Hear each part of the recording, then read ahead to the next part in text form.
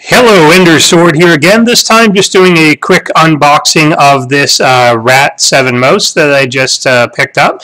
I used to use a Theron TT Esports mouse.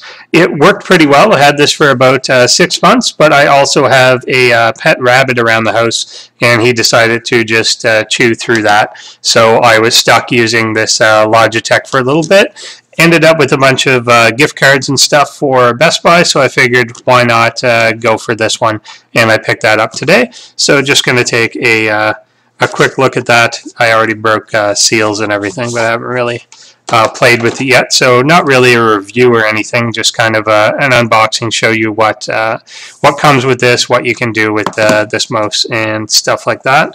I don't use a webcam much either, so excuse shakiness and crap like that. So there's the R.A.T 7. This is the basic model, like the black model. I know there's different colors of these out now, but they tended to have the black in stores nearby, so that's what I picked up because I can't really say that I care too much what color it is. It looks like a complicated thing, and I guess it kind of is a complicated thing. Everything on this pretty much is adjustable in some way.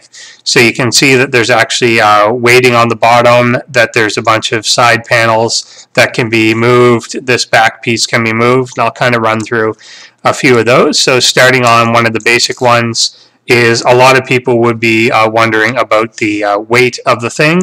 That makes a lot of difference to people, so you can actually just adjust the weight of the mouse. It just kind of unscrews there, comes out, and then you can adjust the individual weights of what's going on. It's neat to note these are actually, they feel a bit magnetic, so they're not going to just slide around on you, and then there's a spring there, so obviously that's going to keep you a bit in place, and they're not going to just slide around as you're trying to do things. For now, I tend to like the heavy one, so I'm just going to leave everything in. If I find it too heavy, then I can definitely take things out, but I do tend to like a heavier, sturdy thing that you can feel.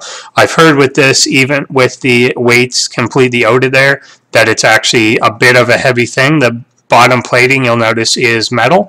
It's got a sturdy feel to it anyway, so it's not going to be a super lightweight plasticky thing. If that's the type of thing you're looking for, then this probably isn't going to be for you.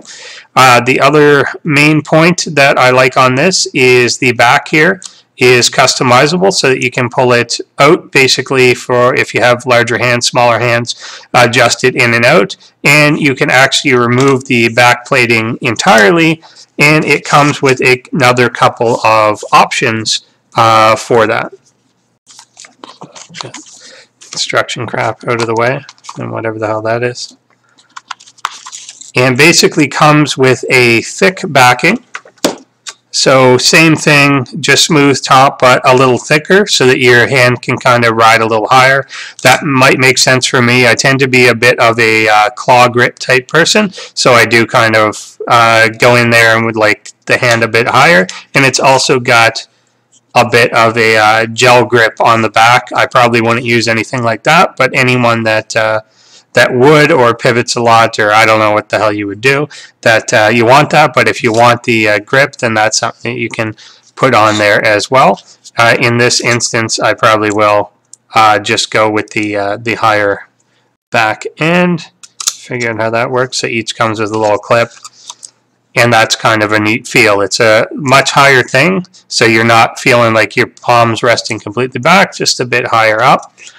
In terms of the side guards, the pinky side is interchangeable as well. I'm probably just going to leave it for this one, but I'll show you the options there as well. And they're very similar in one way, that it's got basically the same thing with the grip on it, so that if you do want that kind of rubbery tactile grip, that's available. And it's also got this, which is like the pinky rest, which I can't imagine that I'm going to use, but I've seen that on a couple mice now where your hand just kind of is now riding on the pinky guard as opposed to just dragging along on your mouse pad.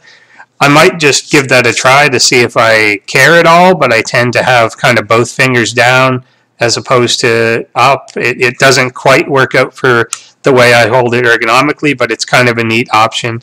I've seen something similar. It looks like I think Ouroboros or whatever the hell the latest Razer one is called, seems to have the wings on both ends, so that basically your hand is never touching the actual pad underneath it.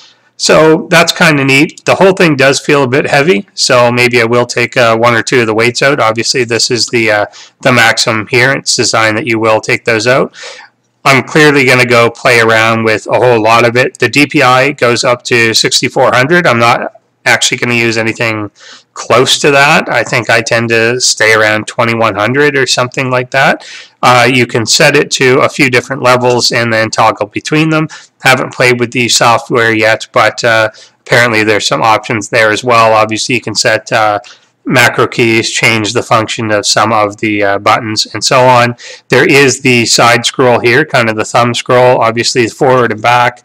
There's a trigger button or whatever you want to be on the side here, and then all the normal stuff, obviously, that you would expect up top with the scroll wheel click and obviously the left and rightmost buttons, which maybe if you're a Mac user you're not too familiar with, but those are there. There's also a mode button here, which I'm not even sure entirely what it's for, but I think that is to change your DPI settings or something like that on the fly, or to change from game mode to this mode, or God knows what, but whatever your presettings are can be changed through that. So that's pretty much all I got to say. Like I said, it's not really a review of it because I haven't used the thing yet. I'm probably going to do something like play Dota just to get used to it, and then maybe do a real game after that and see how it works in StarCraft 2.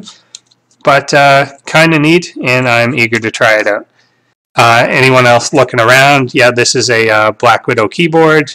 Monitor, obviously. Blue Yeti mic. I really recommend these things if you're going to do any recording. I find that they are good for picking up sound. And what else do I have? Obviously, SteelSeries mouse pad. I'm currently wearing a SteelSeries headset, Siberia 2. Everyone has that.